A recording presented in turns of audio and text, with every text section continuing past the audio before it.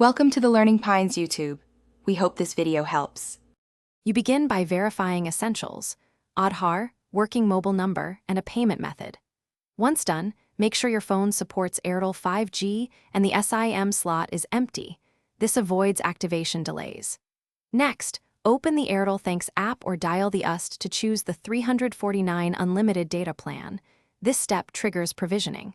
You do this now because immediate selection speeds up SIM provisioning and avoids plan defaults. Keep your KYC documents handy, since the system may prompt you during the process. You complete payment via UPI, card, or net banking and confirm the transaction succeeded. This authorizes network provisioning. Then follow app prompts to request a physical SIM swap or activate an eSIM. Choose eSIM for faster setup where available. Once the network sends provisioning, install the eSIM profile or insert the new SIM and reboot your device. Rebooting forces the carrier settings to refresh. Make sure to enable 5G in settings mobile networks so your phone registers on Airtel 5G cells, improving speed and latency.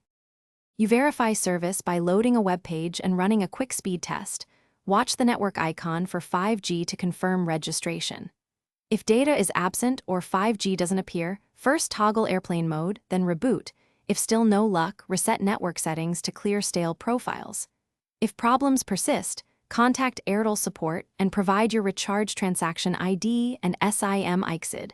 This helps them trace provisioning. Finally, keep billing reminders set so the unlimited 349 plan renews without interruption. Thanks for watching. Consider subscribing if we helped you.